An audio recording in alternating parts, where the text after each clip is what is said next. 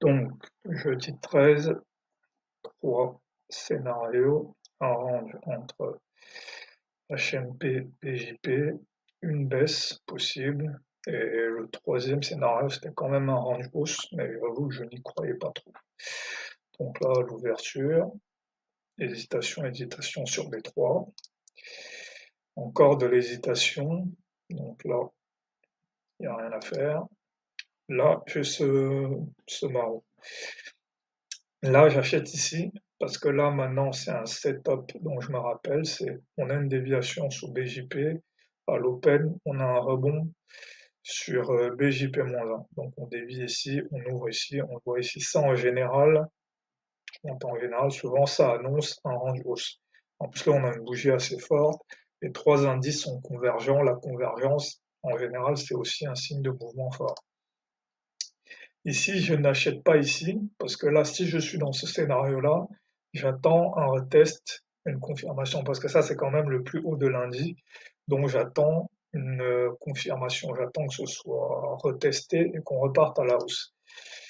Là, toujours pas. Je peux acheter ici, je pourrais acheter ici, je le fais pas encore, mais à un moment, je commencerai à acheter même ce genre de choses, voilà, parce que bah ici c'est du vert, ici c'est du vert, même si ici c'est du rouge. Le plus probable malgré tout, c'est que ça ce soit une manipulation, on va continuer à monter. Mais bon, c'est pas grave, j'attends. Ici, j'aurais dû acheter, ou là j'ai acheté un des deux. Et donc là maintenant la target c'est AJP. Là il n'y a pas de. Le plus probable maintenant c'est qu'on vienne chercher AJP. Donc là on est en mode achat on. Il n'y a pas trop de réflexion à se faire. Là, on peut aller, j'achète ici. J'aurais dû acheter ici. Pareil, ici, à nouveau, un breakout. J'aurais dû acheter ici encore.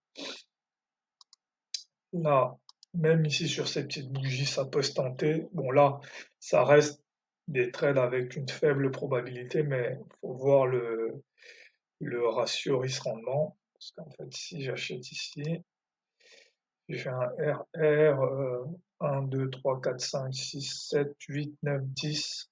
J'ai un RR de quasiment 10. Donc ça veut dire que j'ai besoin que ça marche une fois sur 10 pour que ce soit rentable. Donc là, je ne l'ai pas acheté, mais c'est des choses que dans le futur, je dois acheter.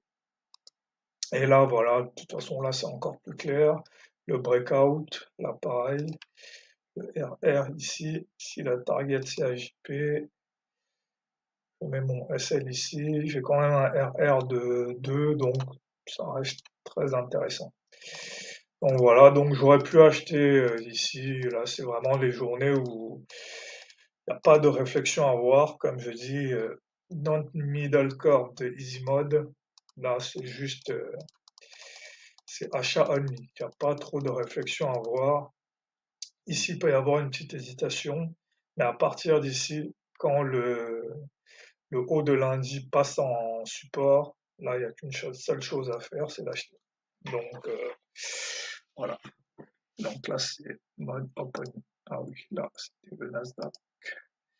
Et ici, ça aurait dû être le DXY, mais bon, ça change pas grand-chose à l'affaire. On voit juste que ici, le DXY est dans un range, le Nasdaq est à la hausse, le Dow est à la hausse. Les trois sont convergents. Donc là, faut pas se poser de questions dans ce genre de conditions.